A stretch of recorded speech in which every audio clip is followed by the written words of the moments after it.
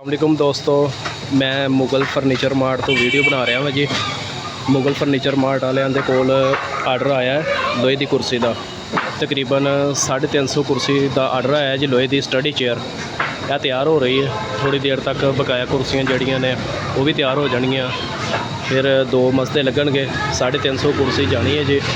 तो यह जी कुर्सी बन रही है, इनू 20 गेज का पैप लगा है, अच्छी किस्म का इनू वो जो राड़ दे नाल वैल्ड किया गया है जी। तो उस तो बाद जी ये लकड़ी यूज़ हुई है वो स्पैशल किकर की लकड़ है, जी जल्दी कितें खराब नहीं होंगी।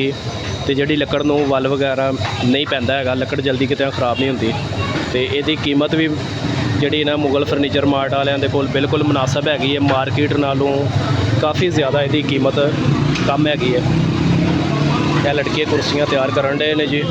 तो तकरीबन 11 बजे तक 350 कुर्सी कंप्लीट हो जाएगी। उन्होंने लैट लूट बच्चों ने ला ली है तो कुर्सी तैयार कर रहे हैं। तो मैं सही तरह विजिट करवाना वा जरा कुर्सियों का। यह फटी पई जी कुर्सियाँ की, यह हाफ कुर्सी कंप्लीट हुई है जे बैकां लगन वाली रहिंदियां ने तो बाजू लगन वाला रहिंदा है। जरा रात का हनेरा ना उसकी वजह तो सही तरह वीडियो नहीं बन रही। तो यह कुर्सी हैगी है जी 50 कुर्सी, सब तो छोटी कुर्सी है। यदा जोड़ा फ्रेम है लोहे का हैगा, ये जी शीट इस्तेमाल हुई है लैमीनेशन शीट है। सब तो छोटी कुर्सी बच्चों वाली। यह कुर्सी हैगी जी लकड़ी की, इसका फ्रेम लकड़ी का विच अनाई हुई है। तो जी स्टडी चेयर है, स्टडी चेयर तो मिलेगी 2500 रुपये की, फुल साइज़ की स्टडी चेयर। यह मीडियम कुर्सी है जी। लकड़ी का समान भी हर किस्म का इन्हों को मिलता है।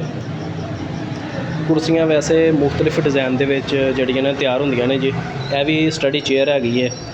यह ज़रा थोड़ी जी शेप बदल गई, जी बाहर वाली है वह रंग हो रहा, यदा रंग हो रहा, ये लकड़ी भी ज़रा होर इस्तेमाल हुई है। लकड़ी सारी किकर दी है पर फटी छोटी वड्डी हो जाती है, बस इस चीज़ का फर्क है। यह माशाल्लाह जी 3 फुट के डैक्स ते बेंच बने ने। यह लकड़ी के डैक्स बेंच है ने जी। यह सामने थोड़ा जो नज़र आ रहे हैं ये तो डैक्स है ने, यह जोड़े इधर पे ने यह बेंच ने।